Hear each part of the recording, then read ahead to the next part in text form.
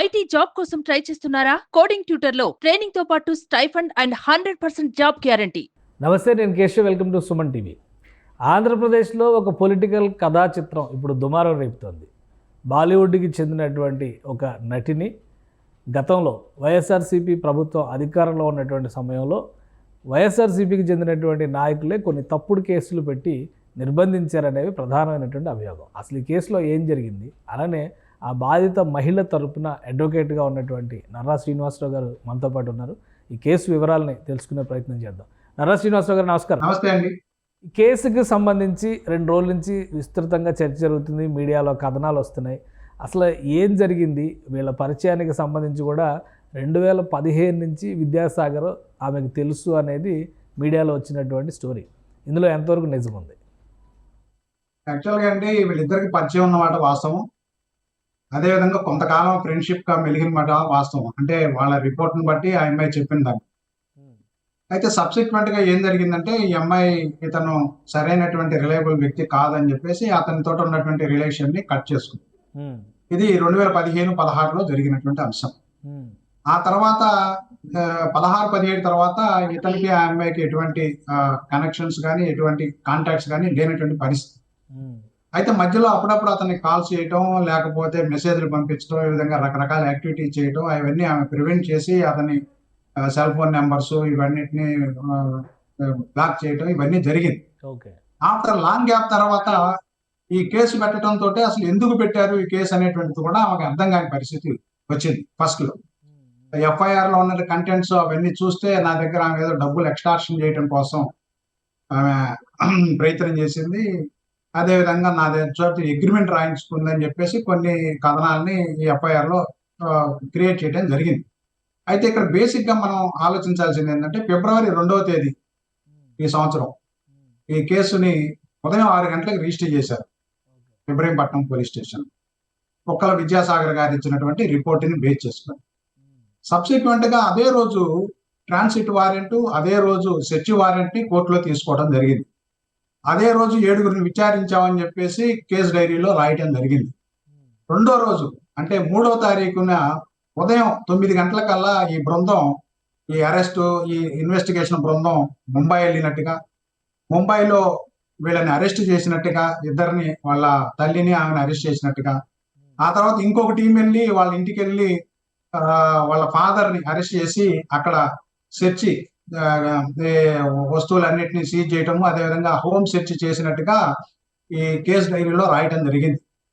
అయితే ఇక్కడ విషయం ఏంటంటే, 2వ తారీఖు ఎఫ్ఐఆర్ రిజిస్టర్ కాగానే అందులో ఇప్పుడు ఎలక్షన్ దగ్గరకు వచ్చినటువంటి నేపథ్యంలో పోలీస్ అధికారులు ఇంత స్విఫ్ట్ గా ఎలా యాక్ట్ చేశారు, ఎందుకు యాక్ట్ చేశారు అనేటువంటిది ఇక్కడ డిబేటబుల్ ఇష్యూ, ఒక అంశం. రెండోది, 3వ తారీఖు వెళ్ళిన తర్వాత ఇమీడియట్ గా ఏం జరిగిందంటే, వాళ్ళ తాలూకు ఉన్నటువంటి బ్యాంక్ అకౌంట్స్ 18 బ్యాంక్ అకౌంట్స్ ని ఫ్రీజ్ చేస్తూ ఫ్రీజింగ్ లెటర్స్ ని కన్సర్న్ బ్యాంకు అధికారులకి ఈ ఇన్వెస్టిగేషన్ టీం ఇక్కడి నుంచి వెళ్ళినటువంటి ఇన్వెస్టిగేషన్ టీం ఇవ్వడం జరిగింది. దీంతో వాళ్ళకు ఉన్నటువంటి బ్యాంక్ అకౌంట్స్ సీజ్ అయిపోవడం, ఆర్థిక విషయాల్లో ఏమి ట్రాన్సాక్షన్ చేసుకోకుండా.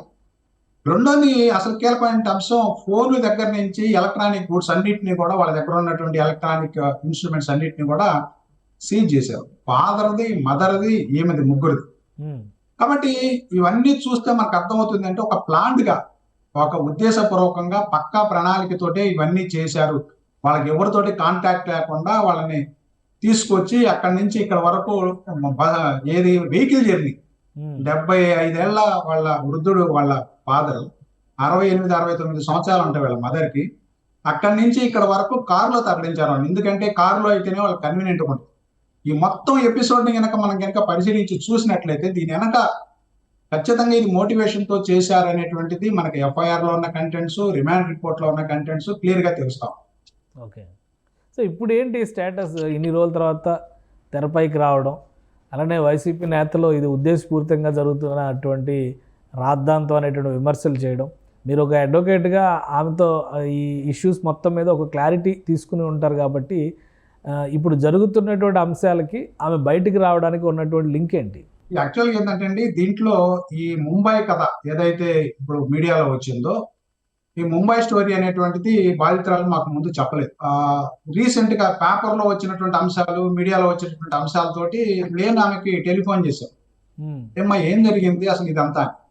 ఆమె నాకు చెప్పినటువంటి ఇన్ఫర్మేషన్ ఏంటంటే, రాష్ట్రంలో గతంలో ఉన్నటువంటి రాజకీయ నేపథ్యం వీటన్నిటితోటి నేను బయటపడితే అక్కడ పొలిటికల్ డిస్పెన్సేషన్ కూడా వాళ్ళకి మద్దతు ఇస్తా ఉందనేది నాకు అర్థమవుతా ఉంది. కమిషనర్ స్థాయి లాంటి అధికారులే రెగ్యులర్ గా ఈ వచ్చేటువంటి టీంని గంటకి ఫోన్ చేసి ఎక్కడ దాకా వచ్చారు, డెవలప్మెంట్స్ ఏంటి అనేటువంటి తెలుసుకుంటున్నారు. కాబట్టి నాకు న్యాయం జరగదు. రెండోది మా తల్లిదండ్రుల్ని నన్ను మానసికంగా బాగా ఇబ్బంది పెట్టారు. తప్పుడు కేసులు దేశవ్యాప్తంగా పెడతామని నా మీద బెదిరించారు. కాబట్టి నేను ఎవరికి చెప్పుకోలేకపోయినా, ఇంక్లూడింగ్ మీకు కూడా వాస్తవాలు తెలియజేయలేకపోయాను. కానీ ముంబైలో నేను కేసు పెట్టిన మాట వాస్తవం. ఆ కేసులకు సంబంధించినటువంటి అంశంలో ఆ కేసుని విత్డ్రా చేసుకోవడం కోసం నా మీద ఒత్తిడి తీసుకొచ్చారు. నేను లేకుండా నా పరోక్షంలో ముంబై పోలీసులు ఆ కేసుని క్లోజ్ చేయడం జరిగింది. ఈ 40 రోజులు ఇక్కడ ఉన్న నేపథ్యంలో ముంబై పోలీసులు మా ఇంటికి వచ్చి నేను లేనని తెలుసుకొని క్లోజర్ రిపోర్ట్ అనేటువంటిది ముంబై పోలీసులు ఫైల్ చేశారు ఆ కేసులో, జందాల మీద పెట్టినటువంటి కేసులో. కాబట్టి ముంబై పోలీసులు, ఆంధ్ర పోలీసులు కలిసే వాళ్ళకి తెలిసి అన్ని అంశాలు తెలిసి ఈ విధంగా జరిగింది. అందువల్ల భయభ్రాంతులకు గురైనటువంటి ఈ అంశాన్ని నేను ఎవరికి చెప్పలేకపోయాను. కారణం ఏంటంటే నాకు ప్రాణభయం ఉంది, నా తల్లిదండ్రులకు కూడా ప్రాణభయం ఉంది, ఇంక్లూడింగ్ లాయర్ గా మీకు కూడా చెప్పలేకపోయానని చెప్తావు. అసలు మీకు ఎప్పుడు అప్రోచ్ అయ్యారు? కేసు అంటే ఫిబ్రవరిలో అరెస్ట్ సమయం నుంచి మీరు ఈ కేసు ఫాలో అప్ చేస్తున్నారా లేదా మధ్యలో వచ్చారా? యాక్చువల్గా ఏమైందంటే, బెయిల్ ఎవరైతే ఈ పోలీసు వాళ్ళు లేకపోతే ఈ ఫిర్యాదుదారులు ఉన్నారో వాళ్ళే లాయర్ని ఎంగేజ్ చేయడమో ఏదో జరిగింది గతంలో.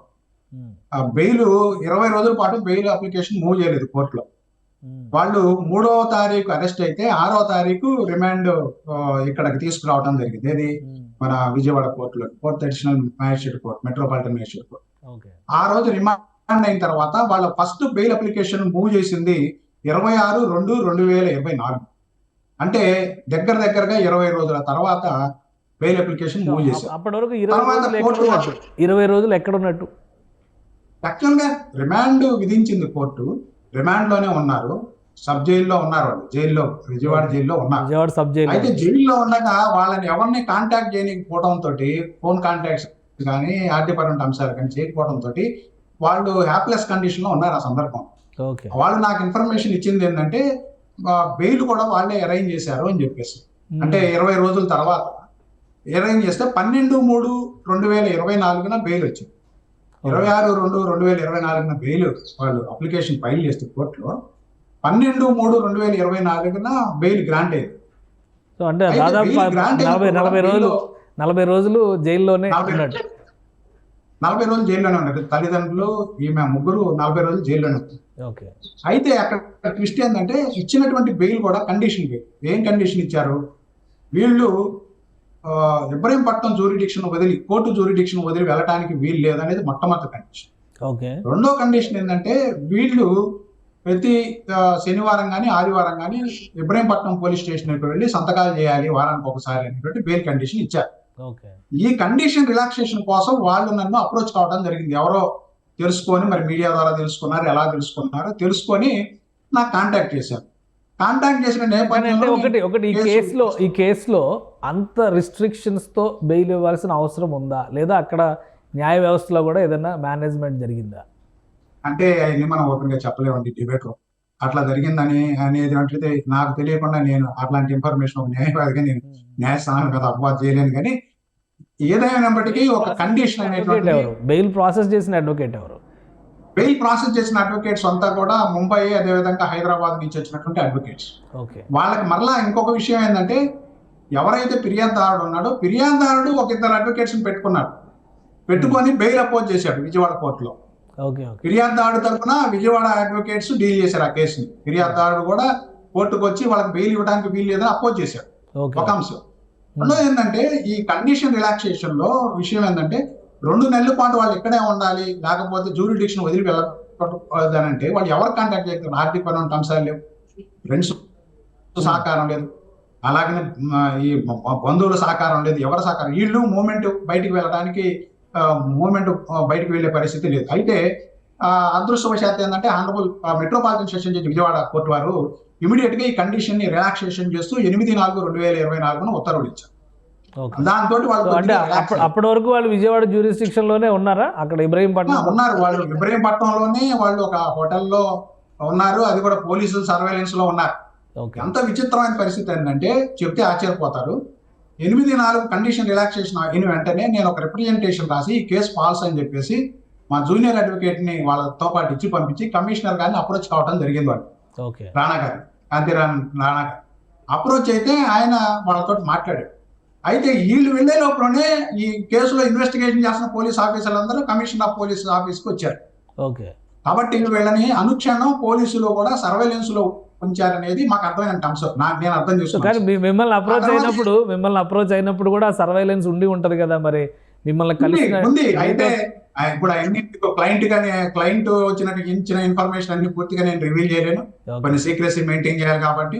కాకపోతే అప్పుడు సర్వేలెన్స్ లో ఉంది. కాకపోతే నేను కూడా నా ఆఫీస్ లో కాకుండా వాళ్ళని విజయవాడలోనే కలవాల్సిన పరిస్థితి వచ్చింది. కారణం ఏంటంటే కండిషన్ ఉంది కాబట్టి, కోర్టు జ్యూరిడిక్షన్ రాలేదు కాబట్టి నేను సీనియర్ న్యాయవాదిని అయ్యింది కూడా నేను రాలేనమ్మా, ఇట్లా నేను సీనియర్ని, నేను ఆఫీస్లోనే ఇచ్చేస్తానంటే కాదండి మాకున్న పరిస్థితి ఇదని ఇచ్చేశారు. ఏదో సోషల్ కాన్సెప్ట్ ఉన్నటువంటి న్యాయవాదులుగా అరే బాధితులు ఎక్కడో మరి ముంబైకి చెందినటువంటి వాళ్ళు కాబట్టి నేనే వాళ్ళ దగ్గరికి వెళ్ళి అప్రోచ్ అయ్యి విజయవాడలో కాన్ఫరెన్స్ పెట్టి, ఫిజికల్ కాన్ఫరెన్స్ పెట్టి అసలు వాళ్ళ దగ్గర నుంచి డేటా అదంతా తీసుకున్న తర్వాత నాకు అర్థమైంది ఏంటంటే చాలా సినీ పక్కీలో ఈ కేసు డీల్ చేశారు పోలీసు వాళ్ళు. ముఖ్యంగా ఉన్నత స్థాయి అధికారులు లేదా ప్రభుత్వంలో ఉన్నటువంటి పెద్దల పాత్ర కూడా ఉండి ఉంటుంది అనేటువంటిది నేను ఆ రోజు భావించాను. అందుకని కమిషనర్ ఆఫ్ పోలీస్కి ఇచ్చినటువంటి రిప్రజెంటేషన్ లో ఈ రిప్రజెంటేషన్ కూడా, ఈ కమిషనర్ ఆఫ్ పోలీస్కి ఇచ్చిన రిప్రజెంటేషన్ కాపీ కూడా నా దగ్గర ఉంది. దీన్ని కమిషనర్కి అందజేసి ఈ కేసు ఎందుకు ఫాల్సు, ఎట్లా ఫాల్సు, వాళ్ళు ఇచ్చినటువంటి అగ్రిమెంట్ 2018లో అగ్రిమెంట్ ఇచ్చానంటారు. దాన్ని బేస్ చేసుకొని విజయవాడ వచ్చి కొండపల్లి వచ్చి ఎవరికో అమ్మబోతుందంట, 5 లక్షల రూపాయలు తీసుకుంది. ఎంత చాలా పక్కీల సినీ పక్కీలో ఈ డ్రాఫ్ట్ కూడా రాయడం జరిగింది. ఒక న్యాయవాది సలహా తీసుకొని ఉంటారు బహుశా, అందుకని 5-6 పేజీల రిటర్న్ రిపోర్ట్ ని కంప్యూటర్ చేసి నీట్ గా ఇచ్చారు. రెండోది ఈ డాక్యుమెంట్ కూడా క్రియేట్ చేశారు వాళ్ళే 2018లో జరిగినట్టు. విచిత్రం ఏంటంటే ఆమె 2020లో అపార్ట్మెంట్ కొనుక్కుంది. 2018లో రాసినటువంటి ఈ డాక్యుమెంట్ లో 2020లో కొనుక్కున్న అపార్ట్మెంట్ అడ్రస్ రాస్తారు. అంటే వాళ్ళకి తెలియదు, బహుశా వాళ్ళు ఇప్పుడు ఉన్నటువంటి అపార్ట్మెంట్లోనే గతంలో కూడా ఉన్నారనుకొని 2018లో అగ్రిమెంట్ లో 2020లో వాళ్ళు పర్చేజ్ చేసినటువంటి ఫ్లాట్ అడ్రస్ రాస్తారు. కాబట్టి పక్కాగా ఇదంతా కూడా ఆ అగ్రిమెంట్ చూస్తే చాలా ఆశ్చర్యం కలుగుద్ది. ఆ అగ్రిమెంట్ లో ఏముంటదంటే, నేను 50 లక్షలు తీసుకున్నాను నీ దగ్గర, నీకు ఇవ్వలేను కాబట్టి నేను నీకు ఆస్తి రాస్తున్నానని అగ్రిమెంట్ రాస్తారు. నేను ఇంకా విచిత్రం ఏంటంటే మొత్తం దాని తాలూకు ఈసీ 5 ఎకరాల ఈసీని తీసుకొచ్చి చేస్తే ఆ ఆస్తి మొత్తం ఆల్రెడీ మార్ట్గేజ్లో ఉంది. ఎవరు ట్రాన్స్ఫర్ చేయడానికి అవకాశం లేదు. కొనుక్కునేవాడు ఎవడైనా లక్షల రూపాయలు ఖర్చు పెట్టి కొనుక్కునేవాడు ఎవడైనా ఈసీ చెక్ చేయకుండా కొనుక్కుంటాడండి. ఇది కామన్ సెన్స్. కాబట్టి మొత్తం ఒక సిరీస్ పక్కీలో జరిగింది. అయితే దీనికి కారణం ఏంటంటే ముంబైలో కేసుని విత్డ్రా చేసుకోవడం కోసం ఇచ్చేశారు. 2016 నుంచి కాంటాక్ట్ అడ్వకేట్ గారు, ముంబై కేసు ఏంటి అసలు, ఎందుకు దాన్ని ప్రెషర్ చేశారు ఆ కేసు విషయంలో? యాక్చువల్గా ఏంటంటే ఈమె అతనితోటి జిందాల్ తోటి సన్నిహితంగా మెలిగింది అనేటువంటిది ఒక ఎలిగేషన్. ఆ సన్నిహితంగా మెలిగే క్రమంలో వాళ్ళిద్దరికి ఏదో డిస్ప్యూట్ రావటం, ఆయన ఏదో మ్యారేజ్ చేసుకుంటారా అన్నారో లేకపోతే ఇంకోటి ఏదో తెలియదు నాకు ఆ విషయాలు. అయితే టూకీగా మనకు అర్థమవుతుంది ఏంటంటే ఈమె అతని మీద కేసు పెట్టింది, ముంబైలో కేసు పెట్టింది. విచారణ జరుగుతూ ఉన్న క్రమంలో రేపు ఏదో విధంగానైనా ప్రైమరీ స్టేజ్లోనే విత్డ్రా చేసుకోవాలని ఈమె మీద ఒత్తిడి తీసుకురావడం జరిగింది.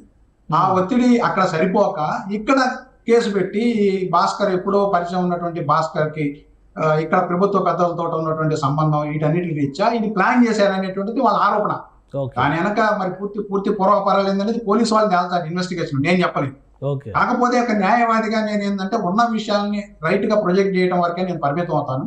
ఇది రేపు ఒక స్పెషల్ ఇన్వెస్టిగేషన్ టీం వేస్తే, ఎందుకంటే ఇది లోతుగా ప్రాథమిక హక్కుల ఉల్లంఘన జరిగింది, సెర్చ్ సీజర్ అన్బయాస్డ్ గా జరిగింది, అరెస్ట్ ఇంటిమేషన్ ఎవరికి ఇవ్వలేదు, రాజ్యాంగంలో ఉన్న ప్రాథమిక హక్కుల్ని భంగం కలిగించే విధంగా, సిఆర్పిసి ప్రొవిజన్స్ భంగం కలిగించే విధంగా ఈ రోజు కేసు రిజిస్టర్ చేసి ఇంకొక డౌట్, ఈ ఇష్యూస్ అన్ని జరుగుతున్న టైంలో దేశవ్యాప్తంగా ఎలక్షన్స్, ఆంధ్రప్రదేశ్లో కూడా ఎలక్షన్ కోడ్ ఉంది ఏప్రిల్.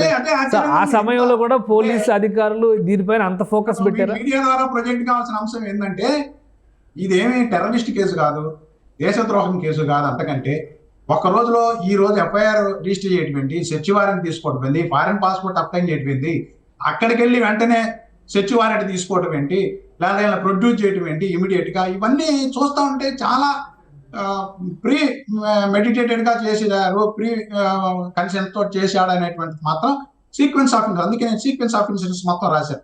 కావాలని దురుద్దేశపూర్వకంగా చేసినట్టుగా కనిపిస్తా ఉంది ఎంఏ మీద. అయితే మనం ఇక్కడ ఒకటి అర్థం చేసుకోవాలి, చట్ట ప్రకారం ఏం చేసినా తప్పు లేదండి. కానీ చట్టాన్ని దుర్వినియోగం చేసి ఐపీఎస్ లాంటి అధికారులు, ఐపీఎస్ పొజిషన్ లో ఉన్నటువంటి అధికారులు దుర్వినియోగం చేయడం అనేది చాలా బాధాకరమైన అంశం.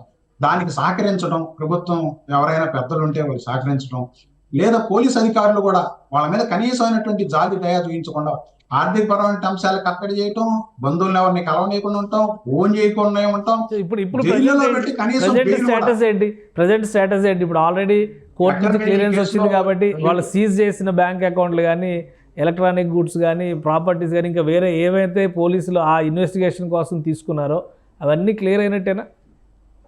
యాక్చువల్గా ఇప్పుడు కమిషనర్ ఆఫ్ పోలీస్ విజయవాడ వారికి మనం విజ్ఞప్తి చేయాల్సింది ఏంటంటే, అదే హోమ్ మినిస్టర్ గారికి కూడా, ఇది పక్కగా ఫాల్స్ కేసు అనేటువంటిది అంత ఫేస్ ఆఫ్ ద రికార్డే కనపడతా ఉంది. కాబట్టి వాళ్ళు ఒక లెటర్ ద్వారా 17 బ్యాంక్ అకౌంట్లు సీజ్ చేశారు. అదే పోలీస్ అధికారులు వెళ్ళి మేము అన్ఫ్రీజ్ చేస్తున్నాం అని చెప్పేసి లెటర్ ఇవ్వడం ద్వారా అది అన్ఫ్రీజ్ అయ్యి బాధితులకు న్యాయం జరుగుతుంది, ఒక అంశం.